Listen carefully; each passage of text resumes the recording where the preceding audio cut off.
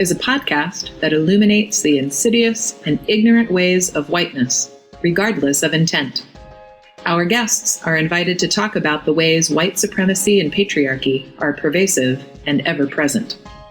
Our conversations are rooted in a commitment to normalizing the how, not if lens, for looking at the ways it's present for all of us. If you'd like to support us, we'd greatly appreciate it.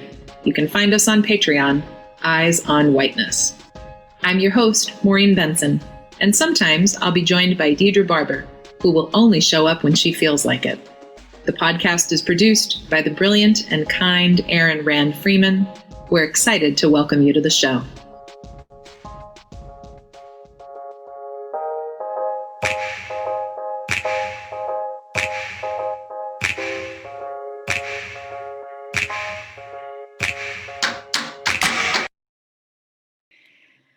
So hi, Deidre. We decided to do a show today. Hi, Maureen. We did. I'm resisting the urge to say the trite happy election day because I don't feel I don't understand that statement anyway. Someone said that to me earlier this morning and I just I think I definitely looked like I did not speak English. So well, I do think it's important for our listeners to know it is election day while we are deciding to make an impromptu podcast. You and I are the only people on the show, which is more than enough. Yeah. We have history. I know I can say what comes into my head on Eyes on Whiteness and election day because you and I have history. I think with anybody else, I feel too censored. Well, I'm honored. Thanks for that. And I am really going to be curious how this pans out. I've been eager to, we took our dogs on a walk this morning, full disclosure for our listeners, and the idea came up like, hey, maybe we should talk about what this election day is like for us, particularly I'm very present. The fuckery of American politics. I told you this on our dog walk, but I'm wearing, those of you who are watching on YouTube can see my shirt today. It says, America is a fuckboy who thinks he's a good dude. And today is a great day to wear that shirt. That's funny. We're such a good combo because I balance us out. I've got Kamala, Michelle, Elizabeth, Ruth, and AOC. And you had your RBG face mask on our dog walk. I sure the fuck did. I'm like, don't let your president get your ass whooped. That was my morning walk. I walked around with all this on, just so say something stupid. Yeah, and then I promptly took my ass home because I don't want to. I'm real clear. Tensions are flaring. But yeah, I've been we're lucky though. We're in the Bay. Everyone was like, love your sweatshirt. Love your mask. Yeah, we're in a beautiful little bubble. We're in a bubble. That is for sure. Though, there's my also. Oh, go ahead. I was gonna say my wife told me about. She got a text from someone that said there were, quote unquote, 1,000 Trump supporters marching through the streets in Marin County. So I was like, number one, I was like, am I supposed to be surprised by that? Am I supposed to be alarmed? Am I supposed to be surprised? I'm not really sure what reaction I'm supposed to have when white's white. Like that's what this country is about. When white's white? Did you just make white a verb? Well, I mean, like, and all of a sudden we're supposed to be like surprised at whiteness, you know? I'm like, what? I'm not falling into that trap of like, let's be surprised when white supremacists or white folks who have hidden their white supremacy tendencies come out into the light. Like, I'm not playing that game. But then I was like, and then who decided it was 1,000 people? I was like, are we now just spreading? I'm like, people of color are now just spreading fear to each other. Like, who said it was 1,000 people? Whatever. I can't. I'm breathe, slow down, seek clarity. Yes, breathe, slow down, seek clarity. So anyway, you were about to say something and I cut you off.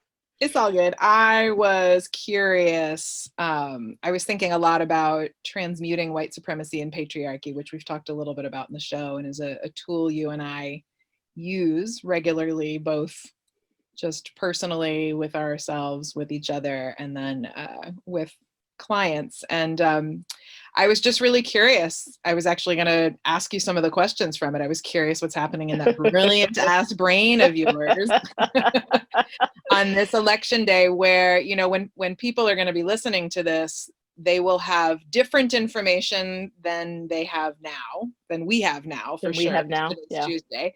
I don't want to say more because part of me is feeling like a lot of what folks have been saying will be affirmed by tomorrow, by today, those of you who are listening. But anyway, I am curious to talk about whatever, but I was definitely curious to dig into what, you know, in terms of introspection, what your thoughts and emotions are today.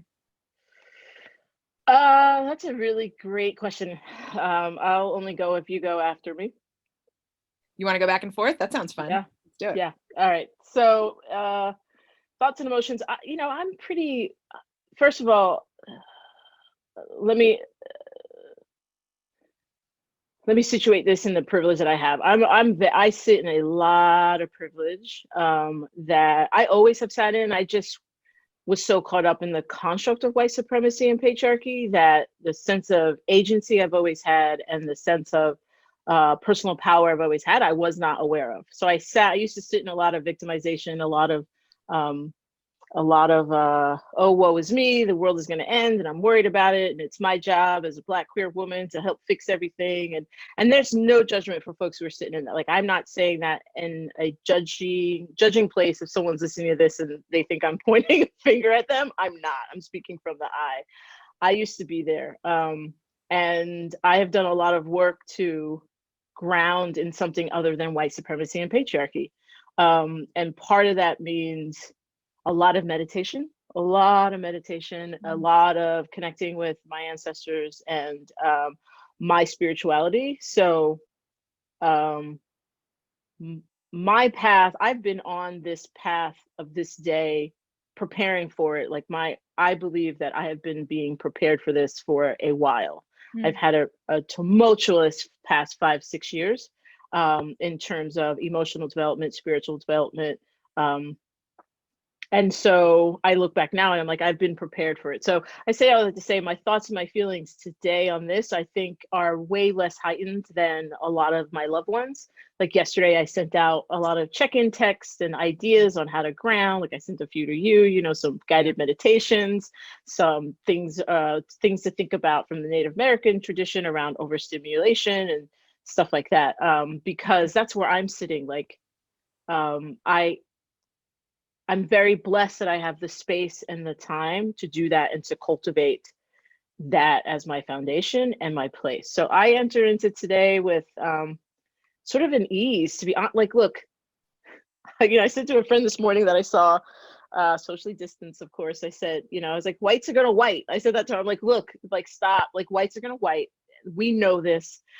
Tomorrow is going to be a day, you know, unless psycho dump truck hits the nuclear button, tomorrow is going to be a day.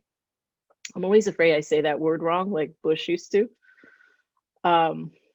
Did I say it right? I do. That's where my fears are sitting. Nuclear. Yeah. Okay. Remember he used to say it incorrectly? Like, you know, Republicans have a long line of idiocy. But anyway, unless that happens, like, tomorrow's going to be another day. And I think it's important for us to remember, particularly as folks of color, that white supremacists have tried everything to fucking wipe us off the earth, but out of this country, have done some really atrocious things to our people. You know, that and we're still here, right? I just think about that quote, that poem by Audre Lorde. Now I'm blanking on it. It'll come to me. But there's a poem by Audre Lorde that just speaks about, and we're still here, you know, and that's what I think. Like, we're still gonna be here. You know, tomorrow the sun will rise and we'll figure it out. Like, yeah. I don't think we're gonna know who won the election, but you know what we will know? It'll be an old white man. So some things haven't fucking changed. you know, and some things may have changed. And we know that the crazy person who is in office is not going to let it go easily. Like, there's just no way. He has told us that in everything that he's done, everything that he said. Even if we turn out in a landslide, which I think we are going to, those who don't want to vote for him, they may not be, like, I always say, I'm voting for Kamala and the white guy that she takes pictures with. And I think a lot of people are doing that, like voting and holding their nose or whatever. Like, Yeah. there's a lot more of us than other folks. I deeply believe that. And it doesn't matter. He's not going to go quietly into the night. So then what are we going to do, right? I'm like, Yeah. I'm still going to meditate. I'm going to get up in the morning. I'm going to meditate. I'm going to keep trying to do the work that I need to do to help heal my ancestral lineage so that I can level up. Like, that's my spirituality. I'm trying to we playing a game here. People don't understand that this shit is all a fucking game. I'm trying to level up and out. Like, I'm good on the earth tip. I'm ready to go to another planet, do something else, or take a hiatus, let Generation Z fix some shit, and then I'll come back in a couple hundred years. That's my thoughts. Got it. Well, that was powerfully introspective. Whites are gonna white is my new favorite everything.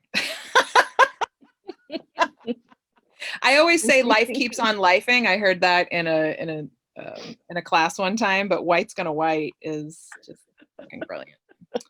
Yeah, thanks for that introspection. Yeah, I'll play. What are my thoughts and emotions?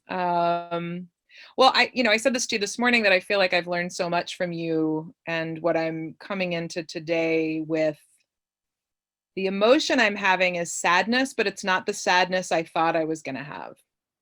The sadness I'm having is that I'm reflecting on how many of these elections, particularly when I had just started college, the first election was Clinton for me, and how caught up and how much I thought it mattered who won. Like, how caught up I have been in all of the election cycles, the joys, the sorrows. And I'm really present to, again, just really wanting to appreciate how much I've learned from you, that not only is whoever is going to win this, whether it's tomorrow or in 2 weeks or we figure it out whenever, but it's not only an old white dude, it's a rich old white dude who's raped women, who has caused mass harm to Black people, immigrants, right? Like, it's both of them are guilty of all of it. And the trauma of having to turn in a ballot to vote for as Sonia Renee Taylor had said, she was like, well, just pick who you want to fight, right? Like, and so there's a shift in me in this particular election, because I am really sad that, and I'm sad because I agree with you, it doesn't matter, we're just picking who we want to fight. And I didn't say it doesn't matter. Did I say? I didn't mean to say that. I think it does matter. Well, I mean, like, maybe you didn't say exactly it doesn't matter. I know it matters who wins, but for me, it's just a different shade of whiteness. And so, like, when I think about framing it the way Sonia was helping me to think about it, of like, so pick the whiteness that you want to fight. Of course, I'd rather fight Joe Biden. You know what I mean? Like, I'd much rather fight that. But the sadness that I'm speaking to is this sort of conflict, because I believe deeply in hope. As a teacher, I believed in it related to pedagogy. As an adult, I believe in it. And I have hope. Like, I have hope in us as collective beings who are on a path of deepening our consciousness. Like, certainly you and I believe there's a lot of folks doing that work. And I think there's a lot more folks doing that work that have been galvanized in the last 4 years, which is another thing I want to talk about. But yeah, I'm just sad that I spent so much energy thinking the competition of the election mattered. Like, that it was, because what my fear, the fear that I'm with today, is how many white people have become galvanized in the last 4 years. There's definitely a lot of folks that have been galvanized for Trump, and I'm actually not afraid of that. I'm afraid that if Biden wins, so many of those galvanized people are going to breathe a sigh of relief, like it's all good, and drop back out of the fight. And I'm really clear that we're picking one of two fights. So I have clarity around that in a way that I didn't have it with Obama. I definitely was like, whew, okay, Obama, and I drank the Kool-Aid. And I love Obama. I ain't knocking Obama. I think he did a lot of really amazing things. And, in it, there's still a lot of work to do. There is a lot of work to do to dismantle the systems of oppression. And yeah, I'm sad. I'm sad that I got caught up in so much whiteness of the competitiveness as if there's a winner and a loser on election day. I'm just shifting my thinking. I'm gonna use this as a piece of, I just thought about, so you said something that was a slight trigger to me, and I was in my mind, I was thinking, do I say something? Do I wait till we stop recording? And then I've heard people who have said to us that, they've learned the most when you and I engage with what does it mean to transmute white supremacy? Yeah. So for this wasn't a trigger, but let me first say I had no idea. I'm definitely like, oh, my spidey senses went up. Like in terms of Biden being, you called him a rapist of women. I know nothing about that. Like this, like that, like I don't pay attention to politics to that extent. Perhaps I should, but I don't. I just know that even if that weren't his history, I think it's telling that we are still at a place where it's two old white men who are running. So I'll put that there. The drinking the Kool-Aid, do you know where that reference comes from? I don't. So that comes from Jim Jones. Oh. Which sitting where we sit, like I learned, so that, a lot of Bay Area Black folks got killed during that. A lot of multi-generational Bay Area Black families lost people from the Jim Jones massacre, and they all drank Kool-Aid, which they self-suicide through drinking the Kool-Aid. That's where that comes from. Got it. So just FYI. So I try not to, I was taught that a couple of years ago. So I tend to not use it anymore because it's. I appreciate that. Thank you. I didn't know the origin. In fact, I've heard it. It's funny. That origin is not funny, but someone just was talking to me the other day about how sensitive, rightfully so, Black folks are about that massacre. Like we were just in conversation about it the other day, but I didn't make the connection around that phrase. So thank you for teaching me that, and I will be more mindful. I got caught up in the wave of yes, we can. Yeah. Yeah. I'm happily. Many people did. Many people did. Yeah. I remember I went to brunch one day and there was somebody with their arm and they had a huge block tattoo on it that said, yes, we can. And I was like, huh, is that gonna stand the test of time there? I mean, you could put it toward anything, right? Yes, we can. We, the earth is about to swallow us up. We could, everyone's talking about let's save ourselves. So we could just be like that. Yes, we can. Uh-huh. Is that it? Was that even the phrase? Is that the right phrase? Is that what he said? Yeah. Okay. Well, yeah, not being a registered Democrat, I can't say 100% sure, but I believe it was. I'm pretty sure, right? That was the refrain. God, it feels like a million years ago. Yeah. Anyway, that's the sadness I'm feeling, and the fear I'm feeling is I've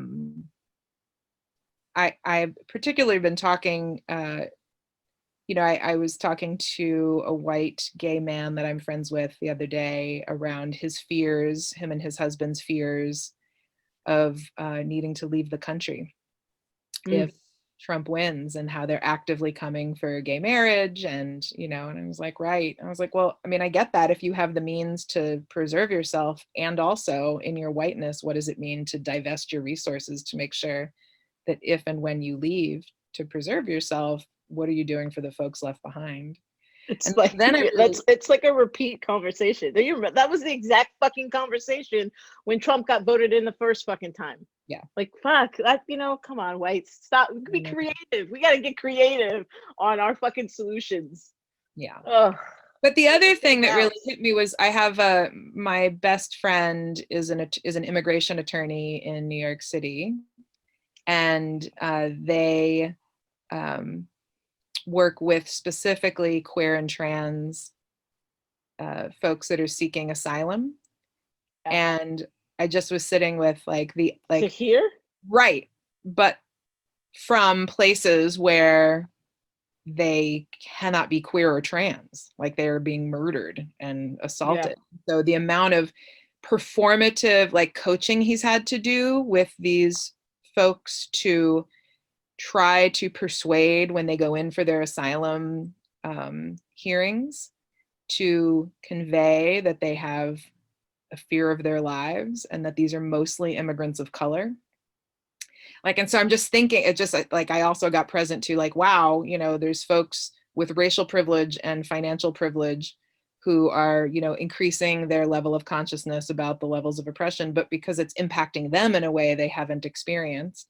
And then on the flip, right, that we have the stories that I've been hearing from my friend who works with their clients to really beg the ICE officials, right, to really listen, and like just the level of, Wow, I didn't realize people were still trying to come here. Like, how? What? or Did they stay. not? They've been here for a long time, so to try to stay in these Oh, so, towns, okay, okay. you So know, that's okay. Yes, yes. I was thinking that. Okay, especially if you have history and family and a life here, right? 100%. Yeah. I just didn't realize, like, but I mean, I don't say this judgy, but I'm just like, given that we are a country who has decided it's okay to take children away from their parents and then put those children into cages. Um, I didn't realize anyone was still trying to come here, Oh, yeah. unless that's not known, right? Like, I guess could be that people don't know we're doing that. Like, I don't know. Well, the backlog is years, right? So folks who've been sitting and waiting for these hearings, and just the trauma cycle of folks getting prepped for these hearings, and the, you know, already ICE needed to be abolished, but the level of trauma that the ICE officials under this past administration feel comfortable just like engaging with folks who are attempting, Yeah, literally, you know, my friend's it's yeah. job has transformed into coaching them to get enough, garner enough sympathy.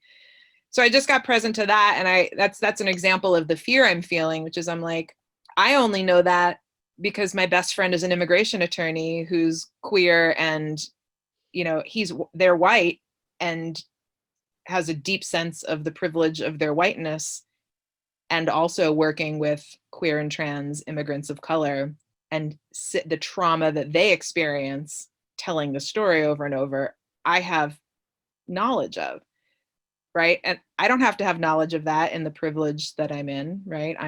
You know, have I am not dealing with immigration issues. I am sitting in racial privilege. I have class privilege. I have academic privilege. There's a distance that I wouldn't have. So anyway, I said all that to say, like, that's the connected to the fear that I'm feeling right now, is that, you know, depending on what happens over the next few weeks, folks with, I guess that sort of brings me into a self-awareness around, you know, there's a way in which I'm trying to sit in, how do I leverage the privilege that I have versus flex the privilege I have, you know? And So describe the difference between leveraging and flexing.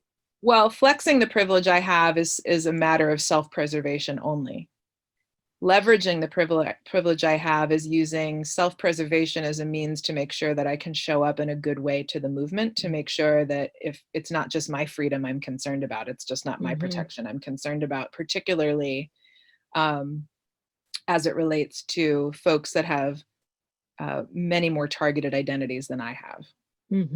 So, you know, when I think about leveraging my racial privilege, and, you know, I have definitely class privilege, but I have access to folks that have real class privilege, right? So how am I having conversations with wealthy, you know, a tech CEO, for example, who's a good buddy of mine, is developing a very rapid consciousness that he did not have about his, you know, he kind of intellectually got it, but like now really in his heart and in his emotions is getting it differently. So great. What kinds of conversations are we having about how you divest your resources? And how can I leverage any connections I have with Black leadership in the town that we're in to ask, what resources do you need and how do we get them to you? So that's the distinction for me. For me, it would be like, well, I could just get the hell out of the city and buy a farm up north, or, I can be connected to the movement and ask what resources folks need and do everything I can to support honoring what they're asking for, right? Mm-hmm. It also could mean leveraging my privilege. I mean, there's what I think the common way people are seeing that right now is showing up at protests and putting white bodies on the line between police and Black folks. That's leveraging your privilege. Yeah. Yeah. And that's necessary. And also, what's the long game here? So I'm sitting and wondering about that as I'm thinking about the power and privilege I have in these times. Like, what's the long game? There's going to be a lot of actions tomorrow. I'm less interested in the actions tomorrow and more interested in the long game. I mean, well, it's part of the long game, right? It is the long game. It's just today, right? Or tomorrow. Yeah. The friend that I hooked up with this morning was saying that she was struggling. Well, she was feeling really good in terms of being grounded, right? Like in my circle, like I said before, we do, it's a lot about actively grounding, setting up boundaries, particularly as women of color, right? Actively grounding, setting up boundaries, and self-care. Like that's the essence of 2020 for many of us. Like, and she was saying that, she's holding both of like feeling really grounded and like okay with, what comes is what comes, and we take our next step from there, right? Like that's the most that she could do. And also holding this piece of like wanting everything to be okay, but knowing that in order for the world to exist that she envisions, it has to unravel. It has to unravel. It has to break. It has to do what it's going to do in order to get there to a place where people are knowing that there's a choice of standing in and moving from love, right? Knowing that there's the choice of like seeing someone's wholeness and seeing humanity in all things, and knowing that there's the choice of changing our lives significantly to be less of an impact on the earth. Like, in order to get to a place where more of us know that option actually really truly exists and holds what they're looking for, and like it's not Twitter, it's not Facebook, it's for me, it's not the chocolate cake, like that emptiness that we're trying to fill is in those things, right? Is in love and humanity and seeing those things. But in order to even get there, our current system, since it's the exact opposite, has to break, and that system's not going to break easily. It's not going to just sort of be like, oh, okay, certainly not willingly, that's for sure.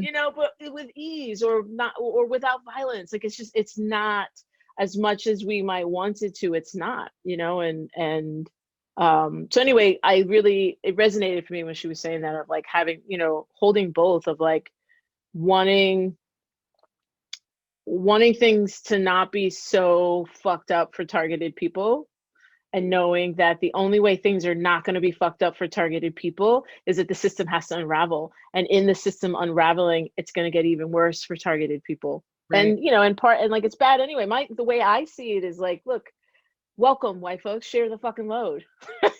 Like, oh, you've had 8 months of discomfort. Oh, boo-hoo. So fucking sad for you.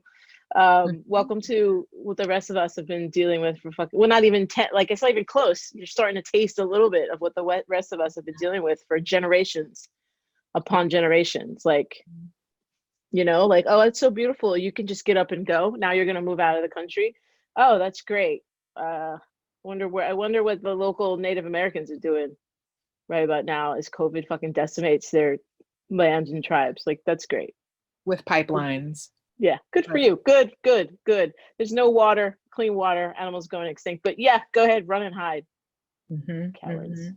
Well, for me though, it really is the both and. Like, okay, if that's what you're going to do, what does it mean to be in right relationship with the folks that you're not going to be here with then? Like, and literally thinking about that from, Terha and CRC teaches around divestment.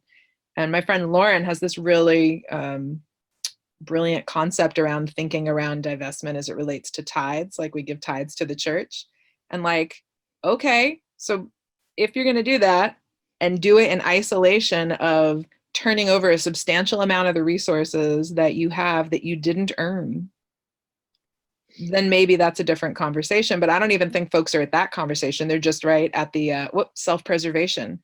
And so that's that distinction of what does it mean to leverage my privilege versus flex my privilege. And that's my fear is,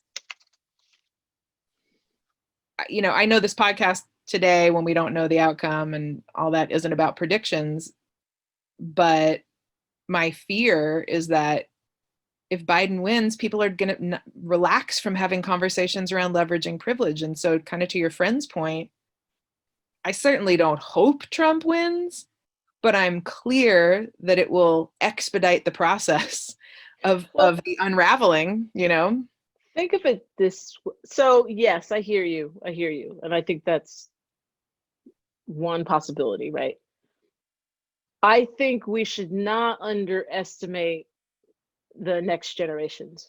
Real talk. You're right about that. And like particularly younger millennials and Generation Z, like I think we should not underestimate them in terms of they don't, like they're not having it. They don't give a shit. We have handed them the shittiest fucking possible reality thus far, because it's not just like back in the day, like a medieval time where it's just fucked, like you were fucking peasant, or for white folk, like you were fucking peasant and shit just sucked, right? But now we and you didn't know anything else, right? You just were like, well, that's life, right? We're peasants, and someone comes and takes taxes and blah blah blah. Now it's like you get to see all the things, all the material things that you could have or you could have access to, or the outcome of access to these things, but you don't get it. You're not allowed to have it. It's coming at a cost that you can see is detrimental. You know what I mean? Like it's a different kind of moment. So not to say that this is the worst it's ever been. I don't know, because I haven't been alive since humans have been here. And it also, there's a difference, I think, now in like being able to see privilege and not like how many peasants went inside behind the castle walls and saw how the king lived or whatever, like now we got fucking 24-hour TVs and people doing videos of their lives and like,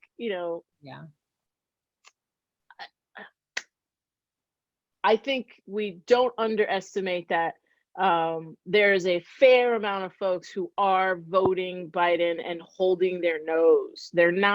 It's not like, oh, let's just get him in so that I can go back to what was. It is that let's get him in so we can take it down. And you know me, and I'm not into politics, and I don't really actually give a fuck about a lot of it. I think all of it is bullshit.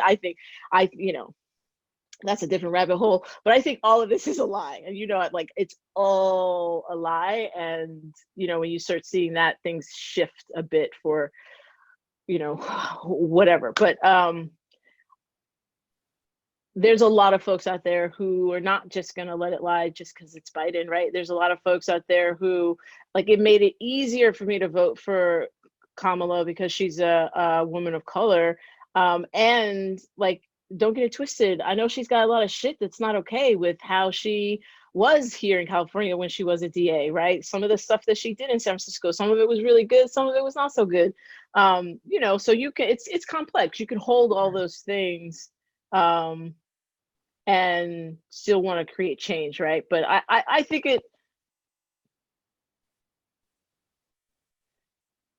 I think there is merit to what you're saying. Like, there's merit to this idea of like, look,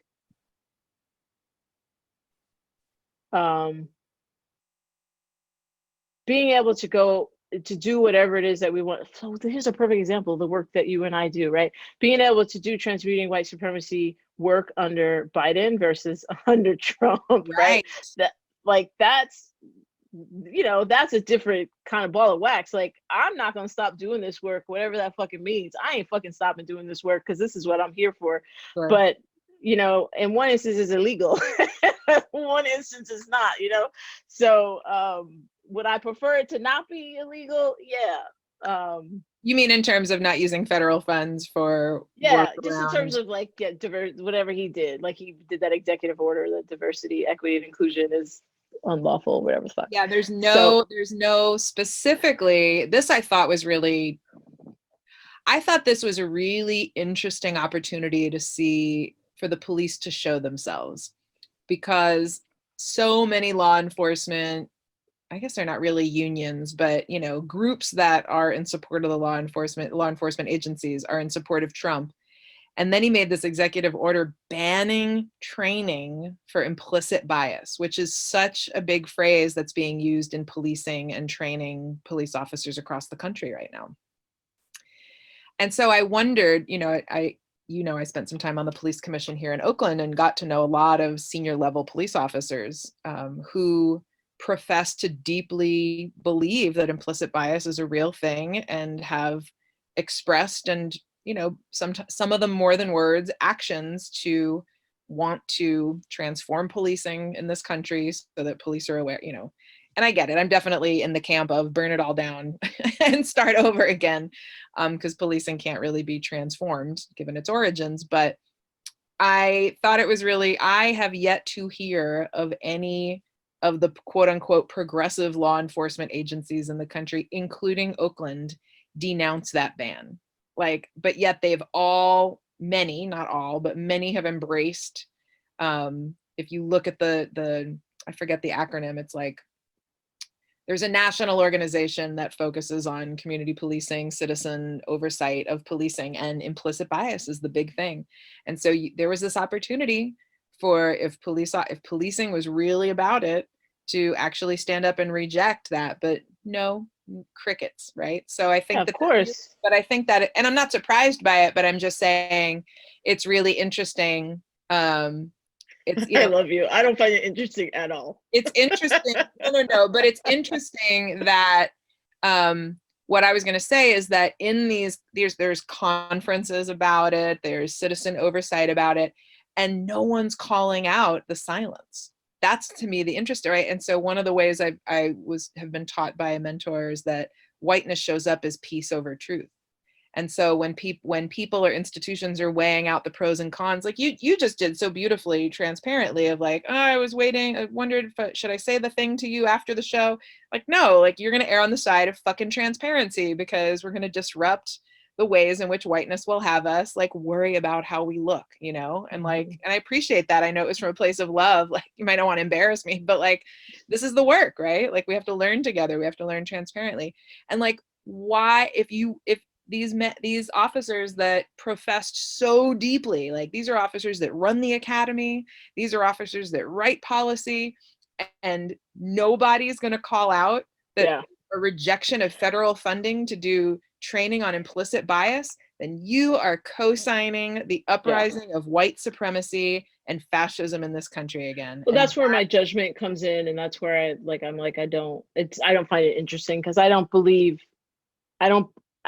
have friends in the police, so I mean, this is not coming from anything other than ancestral distrust of policing. I don't believe that shit anyway. I don't believe that they thought it was important. I don't believe that it was like training that they were like, yeah, we need to do that. I don't believe that. I don't believe it for a fucking minute. And it also, let me be transparent, unconscious bias training is bullshit. But that's another podcast. Mm-hmm. That is another podcast. Yeah. I'm noting that immediately. It's bullshit. Unconscious bias. And anyone who has taken an unconscious bias training is not in their head like, yep, that was some bullshit. Yeah, for sure. So curious, we touched on vulnerability and transparency. What comes up for you when you think about today and thinking about anything for yourself that might be difficult to own or see or change? Not that you need to change anything, you get to react how you react, but anything that comes up for you in reflection around that's difficult to own or see? I am feeling a little like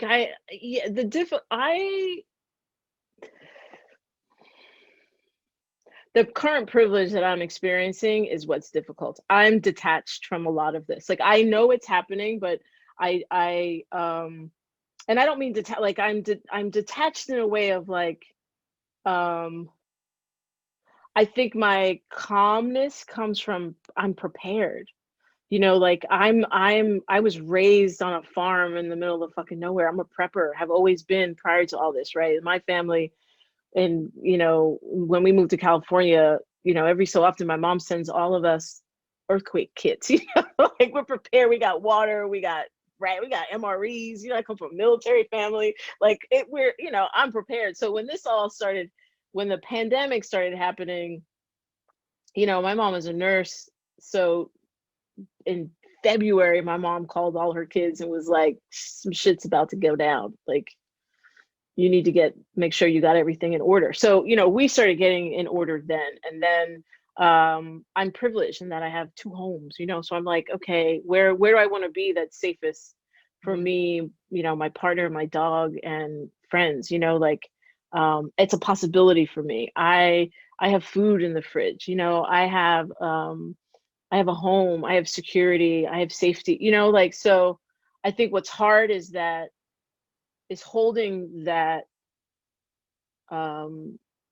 There's a lot, most people don't have that. And so it's holding both the compassion for that, for other folks and their realities, while not taking that on in terms of, then I shouldn't have anything, right? That's what I did for a lot of years of like, well,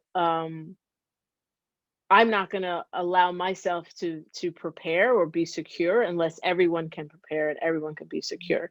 And that's a frame of reference, right? That's a perspective one can have. And I had that for many years. I don't have that anymore. And I think there's still sometimes where I feel it's guilt. I feel like a little guilty that like, I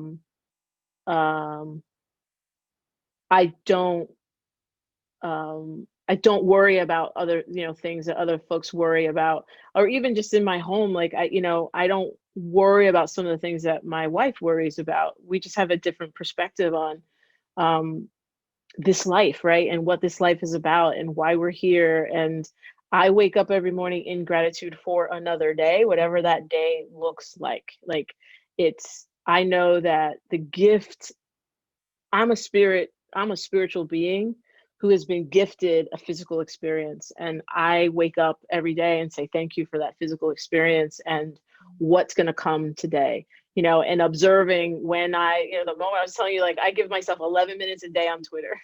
And I've noticed within 11 seconds, my lower self has just taken over. Like Twitter, social media, there's like my lower self just comes, just like, yeah, let's do this. Let's cuss somebody out. Let's just fucking go in. Let's tell the white people they fucking suck, And I gotta like, whoa, I gotta like breathe and bring my lower self back down and my higher self into my body and like sort of come back into compassion of like, everyone's on their own path, DJ. Everyone's gonna walk where they walk, everyone's got to do what they got to do. And then we leave and we all die. And so, we got one thing in common. We're all gonna fucking die at some point somehow. I love that you have a Twitter gnome that like, as soon as I open it, it's like I started like when you start paying attention to your thoughts and doing that work of like really paying attention to your thoughts, what's happening in your body, which is what we talk about in transmuting. You have to in transmuting white supremacy and patriarchy because it's so insidious, right? It's in everything that we do and everything that we say and how we move. So when I started like really paying attention to that, I noticed that because Twitter is the only social media that I'm on. I noticed that I'll say to myself, okay, Deidre, you're going to just open it up just to see what's happening. You're not going to tweet at anybody. You're not going to, change your breathing. You're just going to see what's happening in the world. And like, it's like when you open it up, it's before it even opens. Like I just see that little fucking bird and I just start feeling like, angry and like, let's go fucking get somebody, It's horrible. It's horrible.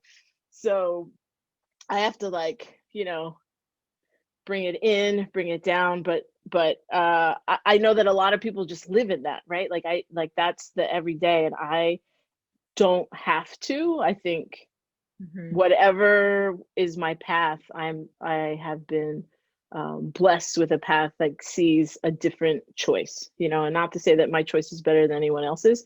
I just am making a different choice and I'm better for it. So some of the stuff that's hard to own in that is that of like watching people close to me grapple with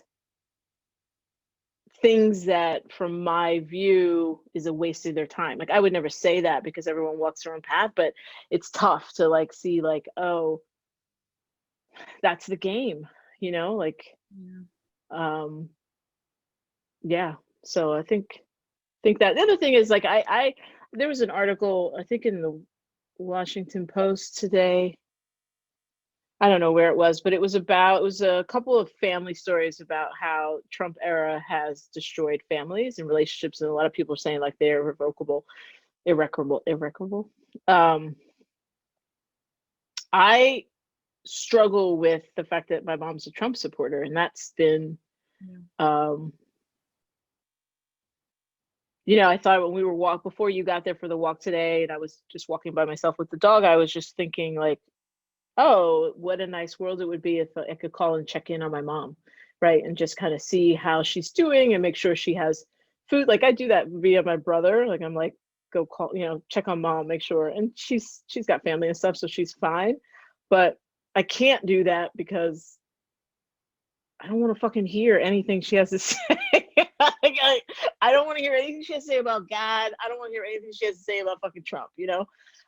But I know part of our work, we can choose to be talking to family like that, right? And choose to engage them to try to get them to do something different. And I didn't do that work. So that's something that's hard for me to sort of sit with, even though I know that it was the right thing for me to do for boundaries, for my own self-care, and to even just have a relationship with her. I had to do that. Yeah. Yeah. I mean, what a powerful choice to make. Rejecting the should. Like, right? You should be doing X, Y, and Z with your mom.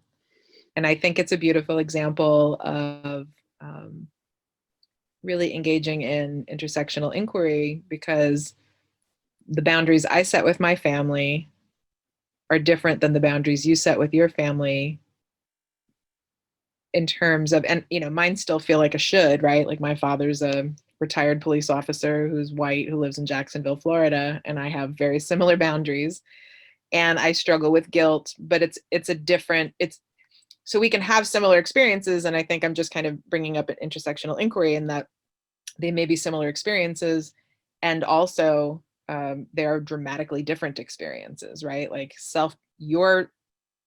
the way you're engaging in self-preservation is really critical and necessary, and is an act of revolution.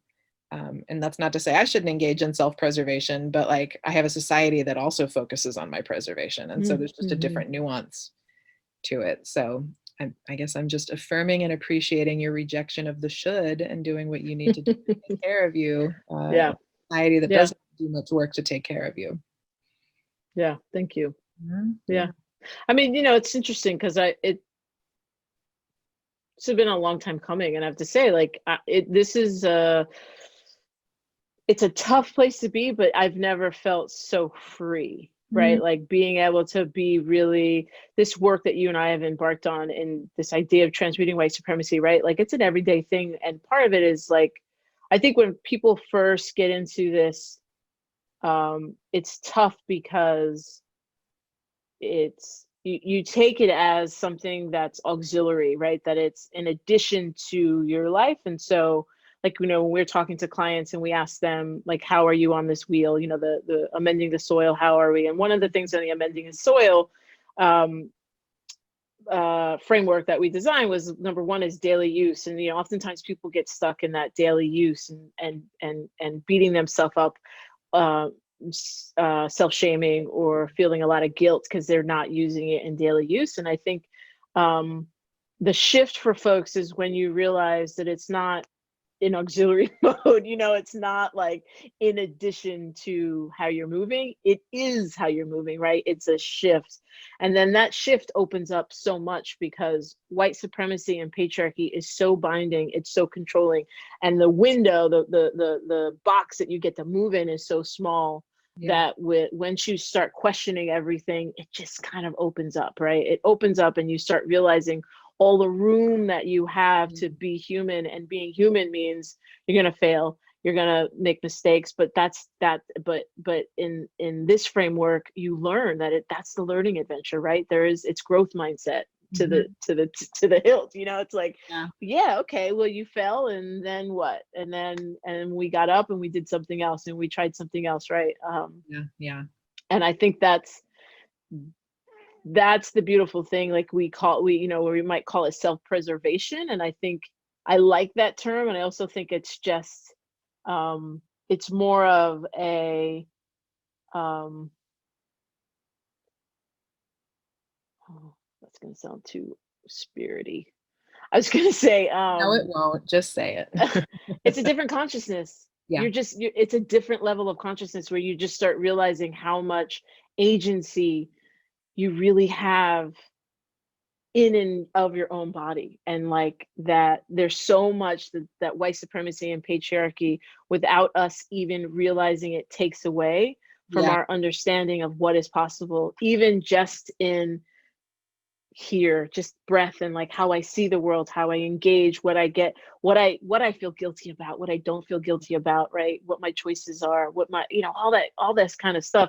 And that's what transmuting white supremacy is, because it's not just, it is tough work, and the rewards for me to you know, it's just so tangibly impactful.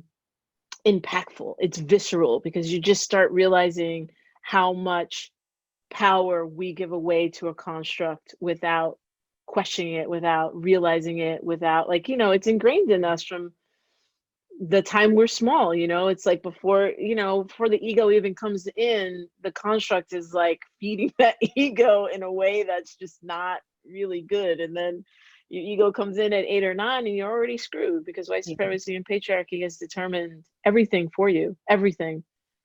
Yeah, all those shoulds, right? For sure. Or I always say, like, should is a great moment to pause. I mean, we should, right? Like, but if we're transmuting white supremacy and patriarchy and amending the soil that you referenced around our daily use, not should, but there's an opportunity to inquire and look and reflect all the time in every moment. Yeah. And, sometimes I'll speak from the I. I've heard people reference it. It's like the water we swim in, and fish aren't really like interrogating the water, but I benefit from cues because it's the water I swim in. And so a should is a great cue for me. And, you know, something you said, I was sitting here wondering like what I would share vulnerably, since you asked me to go question to question with you. And Please. I was thinking about the kind of building off that sadness that I'm feeling, and the sadness that I'm feeling around realizing how much I can quickly turn the story of wasted energy I put into being caught up in the hype of the competition of all of the elections. And so kind of then, like, for me, I definitely agree with you. When I engage in this work, ultimately I find a lot more freedom and power, and it's a process for me to get there because the guilt, it's like a pendulum. So I might like have a moment of awareness, and it depends if like the awareness kind of creeps up on me slowly, it's a soft pendulum shift. But if I'm not looking for it and it sucker punches me, then the pendulum just gets knocked way, way over. And when it gets knocked way, way over into that shock, which is both trauma, right? Like part of the trauma experience I have is literally being sucker punched. And so when I get surprised by it, the guilt and the shame sort of take me out for a minute. And then I have even more guilt and shame because I'm supposed to, with my racial privilege, be able to show up in this, and then I got to go hide it, right? And it's a shitty ass spiral. Yeah. So I'm present to today a softer awareness of this, and the interruption of how quickly I want to make it a story that's not helping me show up, right? Like, so I'm just like, oh man, like, you've been duped this whole time, like being caught up in the excitement of the competition of elections, but at the end of the day, it's all just a different version of the same fight. And I am finding myself resisting the urge to like check out as if this election doesn't matter entirely, and to really just continue the practice of being present to, as every bit of information is coming through, how does it influence how, not if, I now show up to the fight. And Mhm. there's a way previously that I'm really present to that that it would be a reason or excuse to tap out of the fight entirely, which is a flexing of my privilege, right? Mhm. Of kind of like back to Mhm. that, oh, boo hoo hoo, you're feeling a little bit of it. Like not knowing that there's a freedom on the other side of just sitting with it and feeling it and learning from it to as a way of leveraging my privilege, because I can, if I am more learned and reflected, and if I'm being reflective, I show up better to the fight, is my experience. I show up Mhm. more capable, more grounded, more self-aware, um, less defensive, right? Yeah. Like, I think it's funny you referenced how people really appreciate, one of the comments we get a lot is they're like, gosh, Deidre, like, I guess they say it to both of us, but their perception of us reflecting something we've heard from the other person is that we're calling each other out, Yeah. right? And so I don't experience that with us. I think in large part, one, because we have deep relationship and experience together, but two, that experience you've talked about of, I've had it so many times now in this work of doing the work of transmuting white supremacy and patriarchy. On the other side of it is more freedom and is more power. And that has been the opposite, as I, as a white person engaging in this, have felt with the guilt and the shame of, God, how could I have not known this for so long? Like I think of my, Mhm. tech CEO friend who called me crying, like, I can't believe it's taken me 15 years to hear you, right? And his pool of guilt and shame. And I'm like, well, that's cool, but that's actually not helpful. And it's actually centering you. And so it's finding the nuance for me of, yes, I require some care, not at the expense of folks who have experienced substantially more racialized trauma than I have, but also there is something to it, both for myself and for the work of staying in it, honoring the process, and knowing on the other end is more freedom and power. And at the end of the day, back to the long game, I want to show up to this in a good way. And I feel like my nervous system does a lot better with the softer pendulum, right? Of just which this work allows me to do, like practicing these tools allows me to do, of like, okay, so practice vulnerability, practice the transparency, practice sitting in self-aware. And real talk, like what I really want to do is check out and like binge drink all day, and like, oh, here's this fucking election. It's shit show day. Let me just like go hang out with some friends and just drink and watch the news. And none of that's good for my nervous system. Like I love the 11 minutes on Twitter, and I'm like, right, I'm really trying to not be plugged into the news and social media today in a way that is further harming not just my nervous system, but my mental and spiritual and emotional Yeah. well-being. Because tomorrow the fight continues. Like, I don't Right. care what's happening. The fight Right. continues tomorrow. And I have a moral, ethical, spiritual responsibility to do my absolute best, right? Like to do my absolute best. And now what I'm sitting with is my absolute best is not checking out, practicing compassion and kindness for myself to honor whatever the waves are that are coming, but to not ignore them and check out of them because it's going to take me out of the game. Yeah. It's going to take me out of the game for a longer period of time. And so, yeah, there is a time I would have avoided the sadness and the fear. And I'm really appreciative of this work with you in that the clarity I've gained from not avoiding the sadness and the fear and recognizing that there's transformative power in being present to it. Yeah. Yeah. Well, we can't release it if we don't confront it and be in it, like, because otherwise it just stays with us, right? It just stays, and it gets heavy after that. This construct, white supremacy and patriarchy, is designed to traumatize us, to hurt us, to harm us, and it happens all the time. So it's just like if we don't learn how to release it, we just carry it, right? And it gets heavier and heavier and heavier. And that's true for all of us, regardless of race, ethnicity, whatever the target or non-target identity is.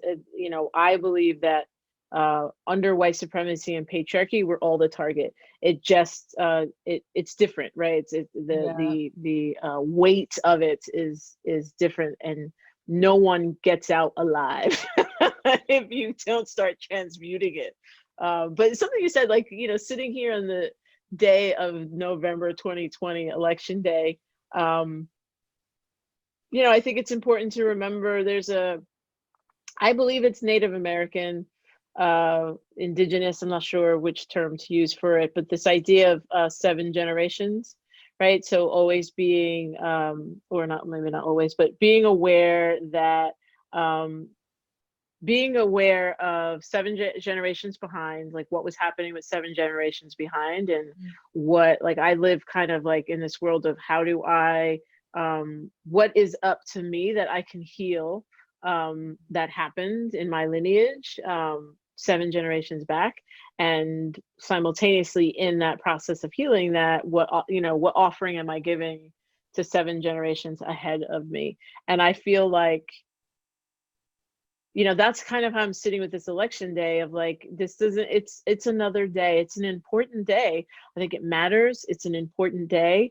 And we still have, you know, tomorrow, when tomorrow comes, there's still 7 generations that will come as well, you know, theoretically, unless the earth swallows us up, which I don't believe. Sometimes I love thinking the possibility of that happening. I really do. Usefulness in that too, man, for sure. But I truly, you know, the way that I think about our connection to the earth and what we mean to the earth and what the earth means to us, I don't think that that's going to happen. We just have lost our way, and we can find the way back. And I think we are in process of finding our way back. But, you know, that's how I feel about today. It's like, I will, you know, I have a tiny little crush on Rachel Maddow, like half the country. So I will watch a little bit of Rachel Maddow. I have a nerd crush on her. So I'll watch a little bit of Rachel Maddow.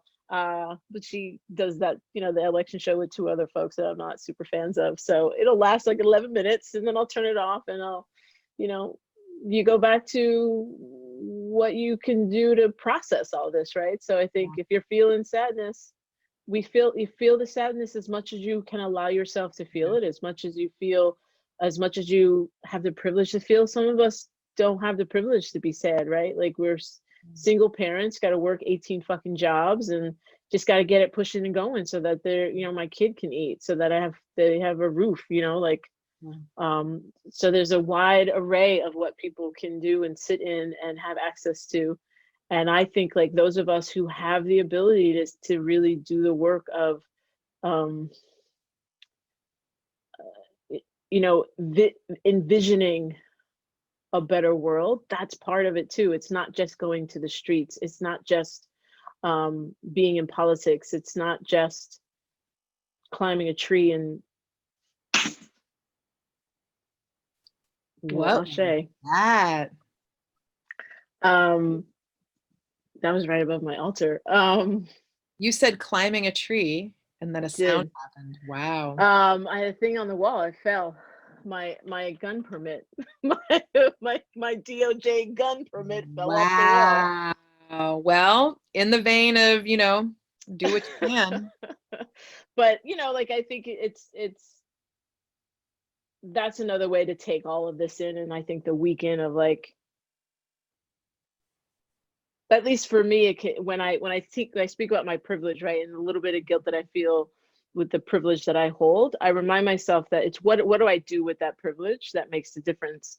And so part of my work is to continue doing the work of helping people through this, we always talk about, we do this work so that we can do less harm to each other, right, and to ourselves. So the way I say it is to walk in the world with less harm to ourselves and therefore to others.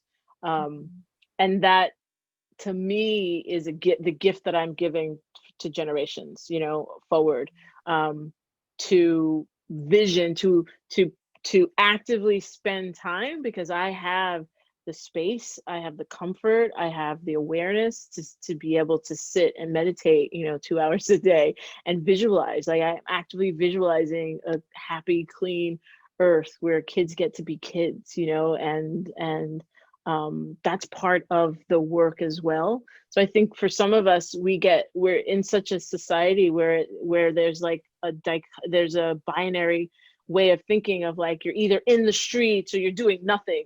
There's like there's stuff in between there, right? Like there's stuff that you can be doing all along that spectrum of how to create a world where less of us are being harmed, right? And that we have greater compassion and grace for ourselves. Even on a day like November 3rd, 2020, right? Like there have been many days in the history of many, and we're just one nation. That's the other thing I think it's easy to forget. Like we are one fucking nation. There's all kinds of stuff happening everywhere that's also not pretty. And then there's really beautiful stuff happening in other places. So it is important to remember that. There is at the end of the day, there's balance. So there's a joy, right? And well, if this shit show is escalating as much as it is, where is the balance happening? Like, just even if it's just speculating and not knowing, quote unquote, whatever. And it's happening everywhere. Like, you know, when I sent the text out to about 20 people yesterday, like, you know, family, friends, around just self-care, just reminding folks that you are loved, you know, you are worthy, you are whole. And for me, like, that's enough. Like, think if more of us just slowed down and did that, right? Got out of our own about what I need and just remember that there's folks out there who need love, who just need to hear it, you know, like if we spent a tenth of the time just loving each other as we spend in narcissism and stuck in our heads, the world would be a completely different place. And I don't say that judgy on people, but like people need to hear that. But people need to hear it. Like and I say that one, you know, I'm pointing fingers out. Like I get lost in that sometimes too. Less so, but you know, back in the day, often just getting stuck in my own shit. And even thinking, you know, I did all this youth work. I was always out in the community doing this, that, or the other. That doesn't mean you're doing the work, because the work is always here, right? That's the thing, transmuting white supremacy and patriarchy. It's inward. You got to start here. It's not out. It's not out, it's in. So either you're attempting, like you say, you know, you're attempting to do something with your leverage your privilege. But I think for folks of color, find some healing, do the healing work, confront the trauma, do some fucking healing work. I'm thinking about what new lines of inquiry, as I'm thinking about intersectional inquiry, and I appreciate the 7 generations, because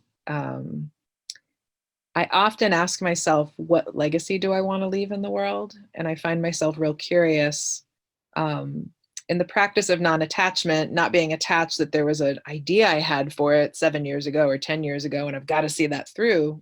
Life and the world and our context is continually evolving. So just having grace to be fluid and move with what's so.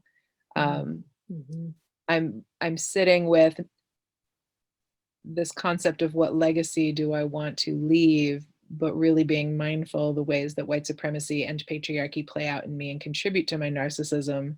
Is it a legacy that, even though I won't be here anymore in this particular form, is it a legacy that's about me looking good? Or is it a legacy that's truly a contribution? And so my line of my thinking around where I want to reflect and learn the intersectional inquiry is around, what legacy do I want to leave in the world, that which I know is straight up just led by Black folks? Like, how can I be of service to those that are historically in this country the most marginalized and oppressed, and do so in, you know, I keep saying in right relationship, but interrupting the ways in which I think I have a great idea and a couple, you know, folks that I'm cool with sign off on it, and I'm like, all right, go, you know. And I've done that in opening a school, I've done that in, you know, community projects. And so I'm really, really sitting in, what does it look like to leave a legacy that I truly believe and know is in right relationship with Black and Indigenous folk in this country, and not being attached that whatever gets generated in this iteration may not need to be radically changed because the times are changing so quickly. So I'm thinking about that, and I'm thinking about that combined with leveraging privilege. Like when I think about not only my own privilege, but the privilege I have, my friend who's the CEO said this, he was like, the thing I'm really scared to acknowledge is that I heard you because you were white.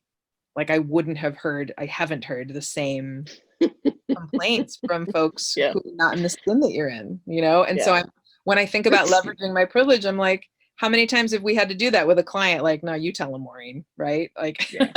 Well, that's why I'm laughing. I'm like, yeah. Mm-hmm. Yeah.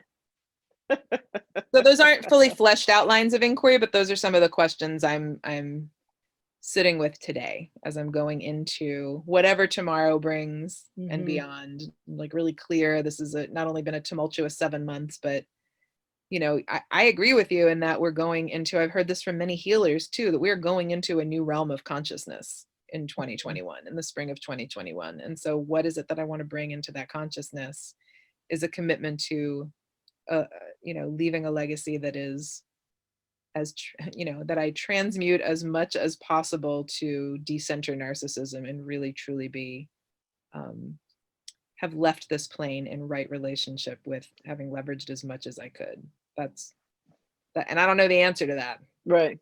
Or how about you just, you whatever you transmuted is it, like, so like, even I think the enough as possible, I just feel like just do it, doesn't, none of that actually matters necessarily. It's just more of like, just do it. Whatever you do is what you do, and that is enough. It's just like, that's a transmuting this idea in white supremacy. It's like when you're born, you have to prove that you're worthy. No, you are born worthy. You are born worthy, perfect, and whole. All of us are. And so whatever you do is enough, right? And that's not to I can hear you kind of in my head of like, well, some white people may think of like, well, if I just put, if I just donate money here, that's enough, and you want white people to do more than just donate what money. I was thinking. I know, and and I think, and I'm gonna be honest, not everybody is here to do that work. Not everybody's soul is ready. The spirit that came in, they're not ready to do that work. They're not here to do that work. The only thing they can do is write a check. So write a check. It doesn't necessarily, does it put you like, write a really big check. but if we were making teams, you're gonna get picked on Deidre's team. It depends on how big the check is, but no, probably not. Probably not. But you're gonna get picked on somebody's team. You're still part of humanity. So like, I say that to say, look, I think if I sit in a place of judgment of whether or not something is enough for a certain person or what someone else should be doing, that actually is opposite to my beliefs and what I'm saying about agency and choice, that I think transmuting white supremacy and patriarchy offers us. So I think that if for some folks, but you still have to do the work of the introspection and the like transparency, right? And being honest with yourself. It's not about being transparent with us, but being transparent and honest with ourselves of, is writing the check enough? Right, that's right. If that's enough for you, you really do the work of introspection, and that's enough for you, you're golden, then okay, whatever. But like, at least check in. And if you check in and you find that it's not enough, then what else? Right. Well, and that's what I meant, like in terms of, exercising it as a daily use, like bringing that question with me to always interrogate is the legacy about my narcissism, or is it, how do I know that it's truly in response to what Black Indigenous folk are asking, right? And that doesn't mean look, I'm not on some white savior shit. Like I can possibly imagine anything I can do in the world is going to be responsive to every Black and Indigenous person. But who are the Black Indigenous folks that I'm and Indigenous folks that I'm aligning with? And what is it that I'm hearing? And how can I show up today?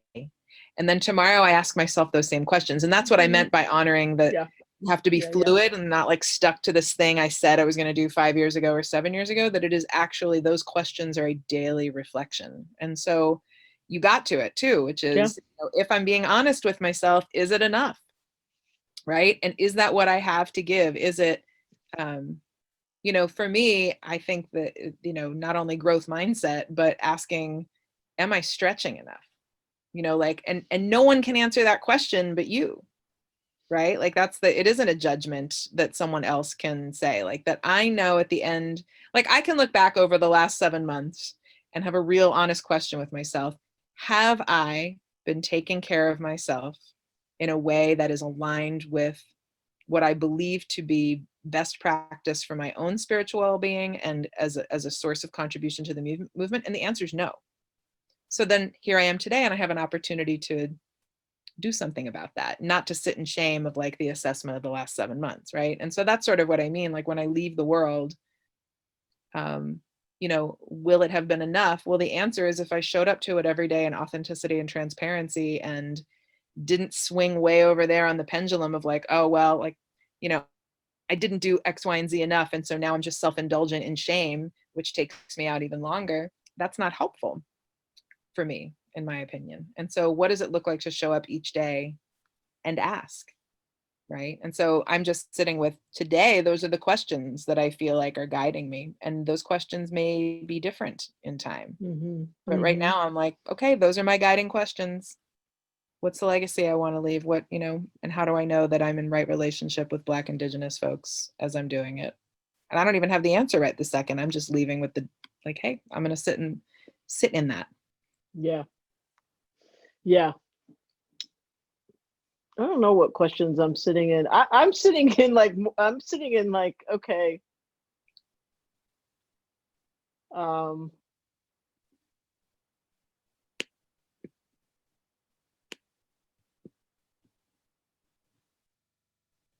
mean, I don't know. Like, I think safety and security, that's kind of like, I'm very much grounded in I'm not feeling out of body. I'm not feeling anxious. I'm not feeling worried about it. And I am thinking about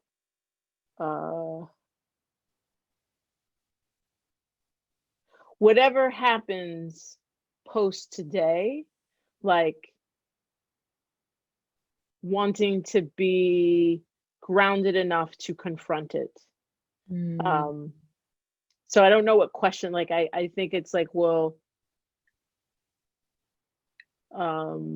like, to I guess to come back around full circle, like there's no doubt in my mind that whites are gonna white, right? So that's a combination. That's white supremacists are gonna have a white supremacist response to whatever occurs, right? Whatever occurs. And so are white progressives, white liberals. Like, it's not just Trump folks that in my mind that I'm like semi preparing myself to keep a distance from and to not get caught up in that, because it all it does, it takes me off my path, and I know that that's not what I'm here for. So I think maybe my lines of inquiry are around like, is that true for me, right? Is that really where I'm at? Is that aligned with what what I believe? Is that a cop out? Am I just trying to be outside of it and comfortable, and safe, like, so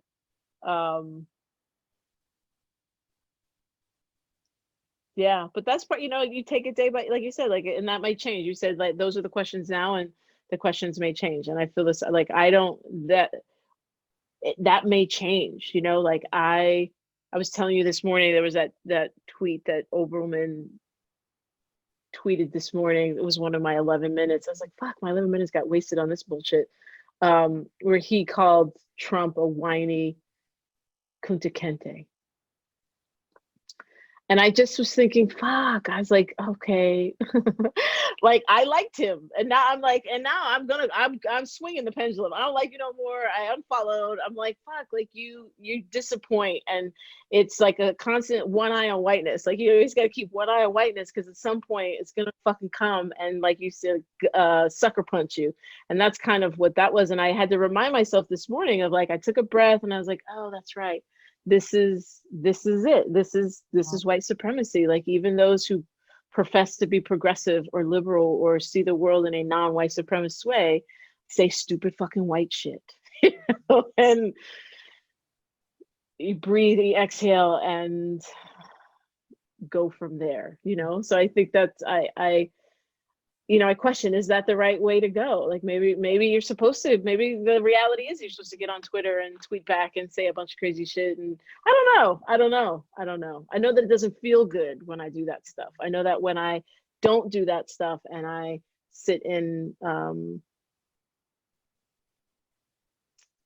this, in my sanctuary, it feels better. So I guess that's where my line of inquiry is just like deepening that. I don't even know that there's exact questions, but it's just a sort of deeper look at, like, am I truly aligned with what I say, what I profess to believe, right? If I believe in the ultimate humanity of humans, and believe in the sacredness of Earth, you know, am I aligning myself to those beliefs? In everything, you know, that I'm doing? And sometimes it's a win, sometimes it's not. Sometimes I am that person. If you go on my Twitter feed, you'll see sometimes I go in and I'm like, you're a fucking idiot, and I tweet that, you know.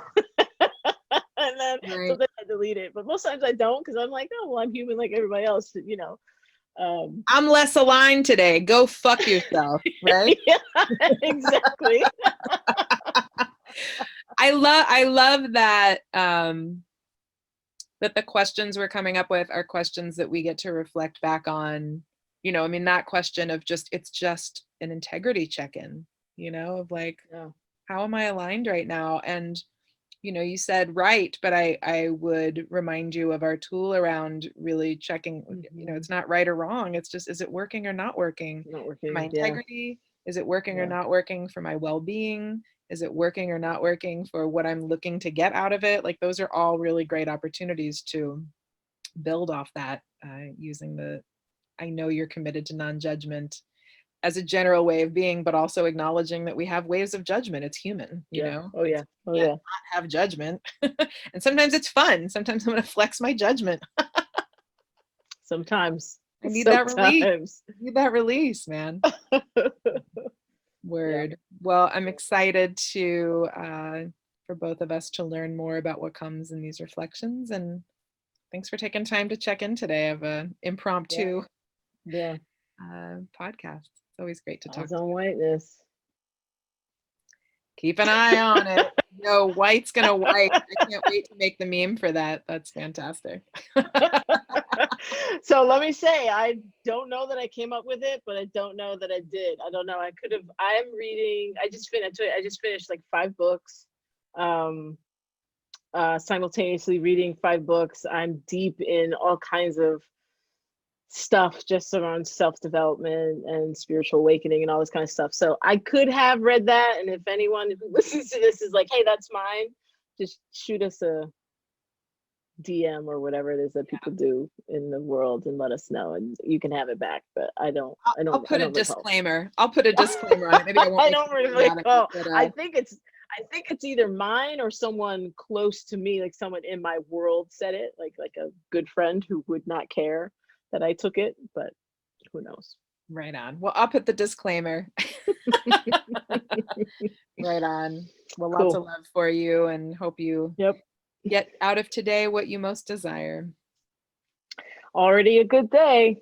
Right on. Yeah. All right, Maureen, I'll talk to you soon. Bye. Bye.